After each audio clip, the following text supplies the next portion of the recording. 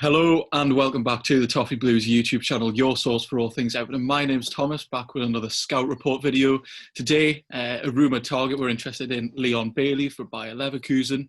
But obviously, I'm not going to be talking too much today. As always on these Scout Reports, we brought someone in who knows a lot more about the player than I do, joined by Tom Fenton here, freelance writer. He's paid on ESPN and Get German Football News. Tom, how you doing? Thanks for coming on. No worries. Thanks for having me. I'm doing very good, thanks. Yeah, absolutely. I mean, he's going to give a lot better insight than I ever could into the player. Obviously, I'm very excited by it. We need to sign a winger. We're going to dive into a bit more detail. We're going to look at a bit more analysis about the player. So just start off kind of the usual question we start off with. Could you just name for us maybe a few of Bailey's kind of standout attributes as a player? Yeah. So he basically emerged out of Belgium, played for Genk, and the defining attribute that he had when he came through initially was dribbling ability, raw pace, speed, great acceleration, good at getting to the byline. He's capable of playing on either side of the pitch, really, both wings. Got a great long shot on him too. That's one of the attributes that's become more obvious when he's moved to Germany and in the Bundesliga and stuff. So he's a very good sort of, I think I'd say, well-rounded player, but just a couple of areas need to be polished a little bit.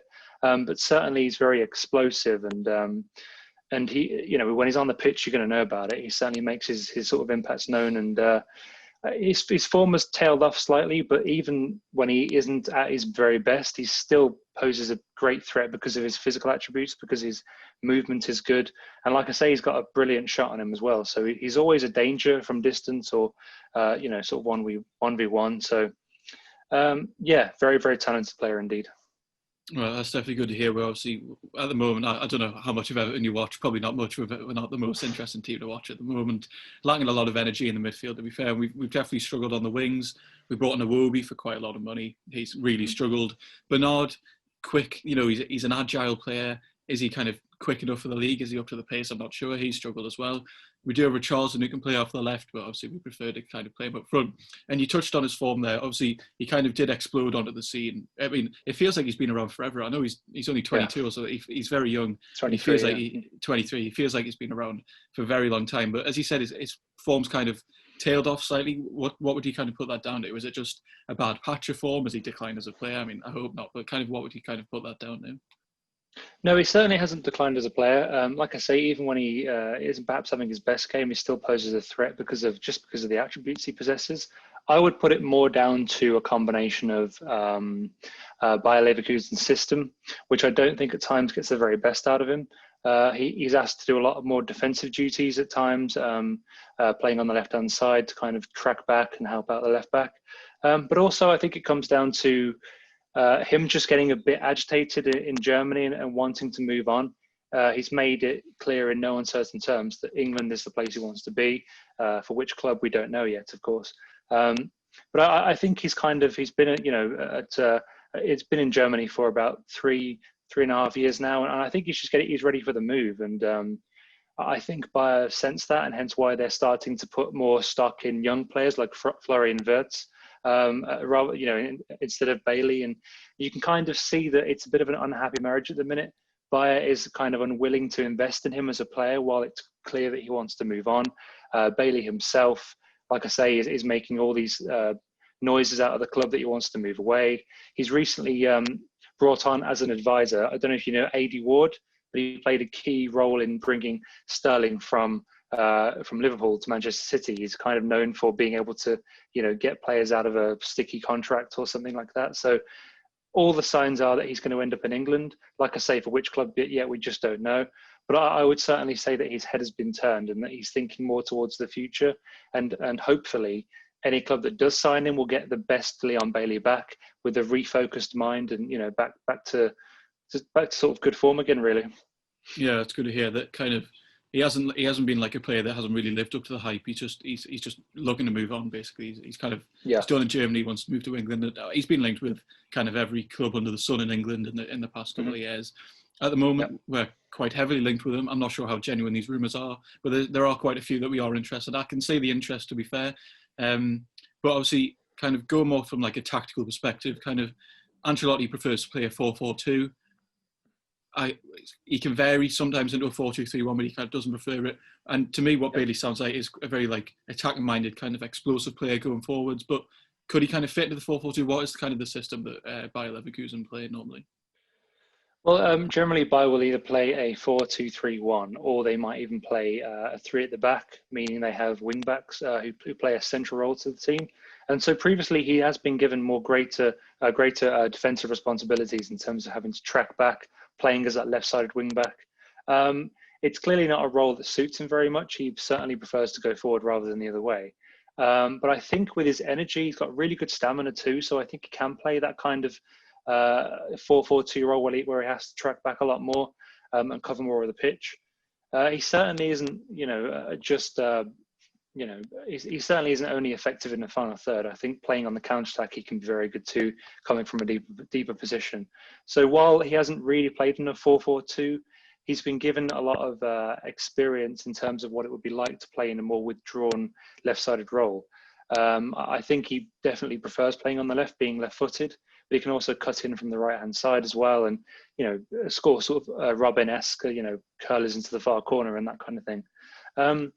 So yeah, I don't think he has too much experience playing in a 4-4-2. I could be wrong, maybe in Genk he did, but I think he could certainly adapt to it if Ancelotti can get him to really sort of work on it on the defensive side of his game, become more tactically disciplined, know his role a lot better in the team.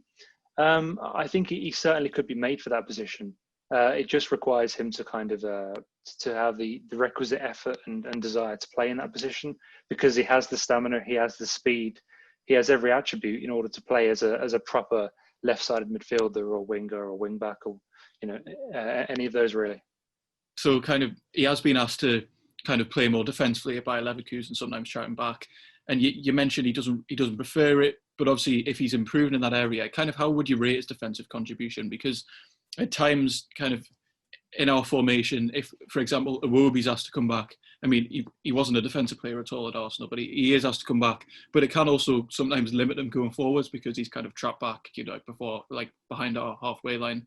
Would that be a problem, or kind of is Bailey kind of, can he be strong defensively? No, I'm not saying he has to be a defender, obviously, because he's just asked to kind of like cover space. But is that going to limit him, or kind of how would you rate his kind of contribution in that kind of role?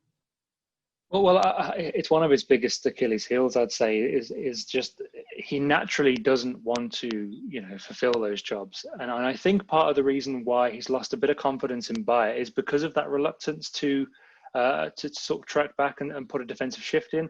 But again, I think he has all the attributes in order to be able to do that. It's just getting a manager in who can convince him that it's the right way for him to play. Because like I say, he'll bomb up and down that left channel all day long. He's got great stamina, great speed. He knows what to do with the ball as well. He's tactically quite intelligent as well. He knows where to be at the right times and that sort of thing. So again, there's still rawness to his game, and there's still a degree of not wanting to get too involved defensively, of not wanting to perhaps do as much as some of his other teammates have done. But again, I really think part of that is because he perhaps isn't entirely comfortable with where he is now, and that if he really saw a team that he could buy into the project, understand why it was so important for him to also fulfill that defensive role as well, I really think you could get the best out of him there, and you could almost turn him into a kind of, I'm not saying he has to play left back, but in the same way that Alphonso Davies for Bayern Munich has turned into a brilliant defender, just because he has that stamina, that pace, understanding of the game. You could almost do that with him, whereby you could turn him into a brilliant left-sided midfielder who is able to go both ways very effectively. So it's certainly within his wheelhouse. It's just whether he is going to be convinced, or whether he's going to be required to do a role like that in the future. Yeah, and kind of the last question, kind of like tactically, as a player, we've spoken a lot about him playing off the left. As he said there, he could adapt to that role. And you mentioned he can play off the right, obviously cutting inside onto his left foot. He doesn't prefer it. But, I mean, one of Everton's kind of well-known transfer targets is the right wing, which is why I was a bit confused when these rumours maybe came up, because he is he does prefer to play on the left. Could he adapt to the right wing quite well? Is it a problem? Does it limit him, or is it just kind of kind of getting used to the role, or kind of adapting to that kind of different position? I certainly don't think it's a case of getting used to the role, or that he's incapable of doing it. Because if you look at his sort of career trajectory, for both Genk and in the early years at Bayer, he played on the right regularly. It's only really in the sort of last year and a half where the left is becoming his predominant position. And I think that really is more tactical anyway. I think it's to do with Bayer's game plan and the fact that they do want someone pacey on the left side, somebody who can also help out defensively, because it suits their tactical balance. But I think if he played on the right hand side, it would purely be in an attacking sense. It would be so that he can, like you mentioned, cut inside, use that left foot, because his shooting is brilliant at times. So it makes sense. I think it would require a bit of a sort of a bit of a change in his style of play again, somewhat, because he just has been almost completely playing on the left for the last year and a half. But there's a reason why historically he's played on both sides, because he's very capable of doing so, and because as players like Ian Robin have shown, if anything, it's actually an advantage to be a left-footed player on the right because of what you can provide the team, just because of how much of a danger you are when you cut in field. And I think for Everton, he could do a very, very good. He could fill that role very, very well. Whether that's what they intend to use him for, I'm not too sure. But certainly, it's quite strange that he hasn't really been playing on the right much of late. But again, I would put that more down to the tactical requirements of the team rather than just he can't play there, because he's shown already in his career that he's more than capable of doing that. Yeah, okay, and then kind of moving away from tactics, because we could talk all day about the role he fits into. At the end of the day, it's going to be the money. Obviously, at the moment, we spent a lot of money in the past few years. There's rumours about, are we breaching FFP? Do we have all the money to spend? Are we going to have to start making wiser decisions? The rumoured fee is 40 million euros. Would you say that's kind of good value for him, or kind of, if not, what would you kind of value him at, really? It's a tricky one, because sort of a year ago they were quoted as wanting around 60 million euros, which I think that would have been too much for most teams, to be honest, given the fact that he hasn't had he's had a couple of very good seasons, but he's still a bit inconsistent, and that's a lot of money to spend on somebody who's not a guaranteed superstar straight away. So I think 60 would have been excessive. 40 probably is about right, or I should say 40 would be about right in the normal circumstances, because it's probably where his value is as a player when you look over his entire career, rather than just this season. I think 40 is probably about right. But again, we're in very, very strange times. No one is quite sure what the market is going to do yet. We've already seen clubs like Manchester United, struggling to get the money together for players like Sancho. Chelsea are having similar issues with Kai Havertz, Bailey's teammate. So I think it really comes down to whether Bayern need to sell or not. Potentially, if they keep Kai Havertz, I think they probably will sell for a bit cheaper. So, there's a few sources going around that 25 million euros could be enough to get him. Which I think would be a steal, really, given what he can bring to a team. But again, it's a bit of an unknown. I think it's probably a fair price, given when you look at the entirety of his career. I think it's probably a fair price. But a few people will undoubtedly be looking at his recent form and saying, well, that's a lot of money for a player who hasn't really delivered consistently for about 18 months now. But it's whether you believe the talent is there. And personally, I do. I think there's a brilliant player in there who's just had his head turned. And in a sense, if you have the money to spend, I'd say 40 million is a worthy gamble. But of course, for a club like Everton, that's a very significant outlay. And so, maybe they'll think twice. Maybe they'll try and negotiate down. And maybe Bayer will be forced into selling, given what's happening in the world right now. Yeah, and that sounds almost quite Richarlison-esque. When we signed him, you could tell he was a very talented player. He'd done well at the start of Watford, but then he definitely did trail off. But then, obviously, when he came, he's comfortably our best player now. I don't think anyone could argue with that. And obviously, Watford at the time with Richarlison didn't really want to sell him. Clearly, the fee, whether it was 35, whether it was 50, no one really ever knew. It ended up being, it seemed like a lot of money. It seems like actually a good buy now. And obviously, in a similar way, are Leverkusen kind of resigned to losing Bailey now? He seems like a player which he seems quite pivotal to them almost. Or is it kind of a, if Havertz kind of stays, like, do they need the money? Because we're interested in players like Gabriel from Lille, and they apparently just need money at the moment, so they're just looking Yeah. to sell their players. That doesn't strike me that Leverkusen are kind of in that position, but kind of are they resigned to losing them now? Is his head just kind of set on England at this point? I don't think Bayern need the money because I think certainly, if you know about the Bundesliga, they just missed out on the Champions League, at the end of this season, last season. I'm not really sure what season we're in right now, but I'll say this season.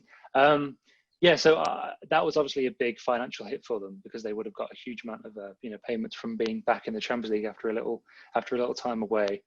They don't need it, but I do think they need a significant amount of money in order to rebuild the squad as they would wish. There's still a lot of areas in the team where they really need they need reinforcements basically. Then but the interesting thing about Bailey is I think there kind of is an acceptance now that he's going to move on, that he wants to move on because of his clear signals that he wants to be playing in England.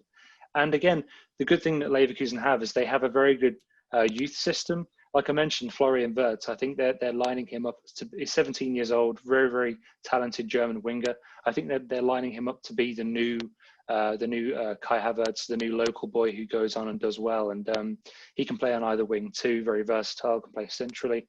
So I don't think they'd want to lose Havertz and Bailey in the same window, and they might fight that off somewhat. But certainly if they can keep Havertz for one more year, I think Bailey will definitely go because it's just beneficial for the club.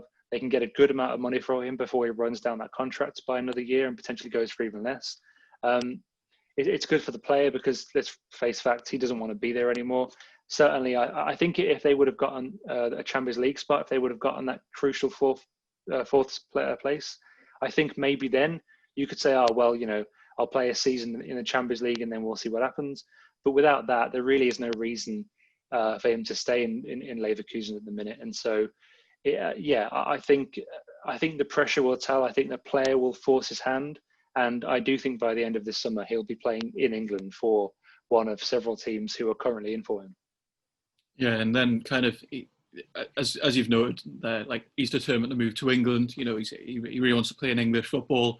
It doesn't always happen for players that kind of come from Europe that then come to England. It doesn't always work. It's a very physical league. I'd say almost the Bundesliga is probably kind of the closest kind of in that kind of physical aspect from other leagues in Europe compared to leagues like Liga and Serie A. Leagues like that. Can you see his adaptation to the English game going well? Might it be difficult at the start? Kind of, how do you see his transition going? I think it'll take him a bit of time, just because of potentially if he goes to City or Spurs or even Everton, because of the nature of the managers and the systems they play. I think he will take a little time to learn a new system and to be integrated and to realise where his strengths lie as a player. Certainly, it will take a bit of time, but I can't imagine the transition will take too long. I mean, like I say, for me, it's more of a mental issue now in terms of his downturn in form rather than any kind of talent problems. So and as you mentioned too, the Bundesliga and the Premier League, very, very similar in terms of the physicality, the fast-paced nature of the game. And let's not forget too, Bailey has played in quite a few European leagues by this point. He's got a very unique story because he came over from Jamaica with a few family members, kind of went to any team he could. He would basically just give him a trial. So he started out with a very small Austrian team. He then goes to, I think, Slovakia for a year, goes through a youth academy there, and then goes to Belgium, then goes to Germany. So he's played many different styles of football, played in Europe too. So I think he's probably well adapted, more so than most players his age, to be able to come into England and make a success of himself because, it's not like he's coming from Brazil or South America or anything like that. He's coming from a reputable league. It's a team that's played in Europe consistently. And I think once he can become more familiar with the tactical requirements, I think he'll suit the league very well. Yeah, it's interesting. I didn't know that he's kind of bounced around Europe a bit, to be fair, because he is still ridiculously young. He just feels like he's had a very long career for someone that hasn't really been around for that long, by his age. And then kind of the final question I'm going to ask you, kind of the most fundamental question of this video almost. You mentioned City are interested there. Obviously, they've just signed Ferran Torres. I think that's how you say his name. Is for the wing. They might not want to move for another winger. Spurs, they're signing Højbjerg. They look like they might be signing Celik from Lille. We know Daniel Levy's not really interested in spending a lot of money.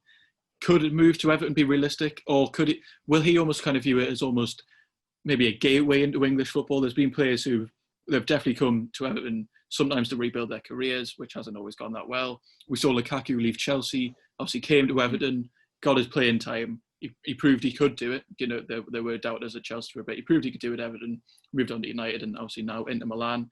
So is Bailey, obviously I was about to say, is Bailey looking at this move like, obviously you're not in his head, you don't know what he's looking at it like, but kind of, is it a realistic move for Everton to go in from now, or would he kind of view it as almost a step back? Because obviously Bayer Leverkusen do have Europa League, I think it is. We obviously have no European football at all. So how would you kind of view this move? I hope it's realistic. He looks like a very good player. Yeah. Would you say it is? I would say it actually is very realistic. And I say that because, you mentioned some of the interested teams there. And the problem he'd have with Spurs, with City, with United, is he knows he wouldn't necessarily be a starter. And he knows he's probably going to be a plan B, for the player they really wanted. I think in the case of United, there's still a chance he could go there if the Sancho move just completely breaks down, because he's a good kind of plan B, comes from the same league, put out similar numbers in his first season. But again, because of the last 18 months, I don't think he'd come into any of the sort of top 6 teams and be an immediate success, be an immediate starter. So that's a big advantage Everton have. I think, like you mentioned, it's also possibly the best time in which to sign him, because City have gone out and signed Ferran Torres. Spurs, you do feel like after Højbjerg, they're going to be struggling a bit in terms of raising the money for a player like that, particularly if Bayer do want northwards of 40 million. I can't really imagine them laying out that kind of money, particularly after signing Bergwijn as well. So this could be a great summer, really, in which to get a player who you can give regular minutes to, who you can sell the prospect of playing in the Premier League week in, week out, with very good attacking players too. He's not coming into a team that has absolutely no chance of doing anything. You've got a great manager in place, a lot of very, very good attacking players. So I think it's a team he could have a lot of success in, a lot of fun in, and again, I mean, who knows? Quite like I say, I mean, in a couple of weeks' time, maybe Manchester United just give up completely on Sancho, and maybe they just go, okay, we'll go for Bailey for the moment. But again, I think if Bailey is really kind of thinking about his future and about becoming a regular again and rebuilding that reputation, not even rebuilding because people still know he's a talent, but just getting regular football under his belt, getting back in the goals, showing everybody why he was so highly rated a couple of years ago. I think Everton would be the perfect move, and I wouldn't be surprised if he ended up at Goodison Park, because at the moment it just makes a lot of sense. And Chelsea don't really have any spare money to just go out and buy another winger. I can't really see any other English team coming after him aside from United if they miss out on Sancho. But even then, who knows what happens there? They might just wait till next year. So, for me, Everton are well placed, and I think if he does leave Germany, I'd say that they're probably just about favourites at the minute because of what they can give the player and what the player can give Everton too, because it would be a great move in my opinion. I was definitely hoping you'd say that. Definitely, I think for a couple of the cynics out there, maybe that gives them a bit more convincing. But they are all my questions for today. So thank you very much for coming on. That was a brilliant insight into a player that I know nothing about, but clearly now we all know a lot more about. We're all very hopeful that he might move to Everton in the summer. So thank you very much for coming on. No problem. Thanks for having me. Thank you all very much for watching. Be sure to check out Tom's social media. It'll be in the description. Freelance writer, as I mentioned, features on Get German Football News and ESPN. So be sure to check out all of his work. Follow him on Twitter, see what he's doing. Check out all of our social media. We're bringing you daily videos at the moment. Videos like this, videos like our 24/7 daily reports that we talk about transfer rumours, not in this much detail, but we kind of talk about the rumours of the day. And let's hope eventually we can maybe actually complete a signing, because we're a couple of weeks into the window now. That the next season seems like it's not too far away. But thank you all very much for watching, and join us next time on the Toffee Blues.